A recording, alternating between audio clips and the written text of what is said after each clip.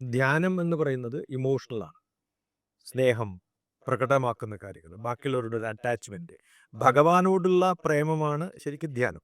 അതെ. അപ്പോൾ മനസ്സിൽ നിന്ന് വരുന്ന ഫീലിങ്സിൽ നിന്ന് വരുന്നതാണ്, ഹാർട്ടിൽ നിന്ന് വരുന്നതാണ്. ഇപ്പോൾ ഹാർട്ട് എന്നുള്ള വാക്ക് ഇംഗ്ലീഷിൽ ഉപയോഗിച്ച് വന്നതുകൊണ്ട് പ്രകടമായിട്ട്. അപ്പോൾ എച്ച് എന്ന് പറയുന്ന ഹാർട്ട്, അത് നല്ലപോലെ ഉണ്ടിരിക്കും. പക്ഷെ ഞാൻ ഒരു കാര്യത്തിലും അത് കാണിക്കുന്നില്ല. ഇപ്പൊ സജിത ഇപ്പൊ വന്ന് കയറിയതോ, സജിതയുമായിട്ടുള്ള എൻ്റെ കോണ്ടാക്ട് എന്ന് പറയുന്നത് ഒരു ഇമോഷണൽ അറ്റാച്ച്മെന്റ് ആണ്. സജിതക്ക് ചിലപ്പോൾ എൻ്റെ അടുത്ത് ഉണ്ടാവുന്നത് എൻ്റെ ഇന്റലക്ച്വൽ ഒരു ഡിസ്കഷൻസിലോ, അല്ലെങ്കിൽ ഞാൻ പറയുന്നത് കേട്ടിട്ട് അതിനുള്ളൊരു ആരാധനയാവും. ആൾക്കാരെ.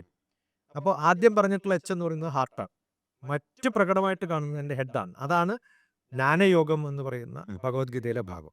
അപ്പൊ രണ്ട് ഭാഗങ്ങൾ, ജ്ഞാനയോഗവും ഒന്ന് ഭക്തിയോഗം. ഭക്തിയോഗം എന്ന് പറയുന്നത് ഹാർട്ട്, ജ്ഞാനയോഗം എന്ന് പറയുന്ന ഹെഡ്.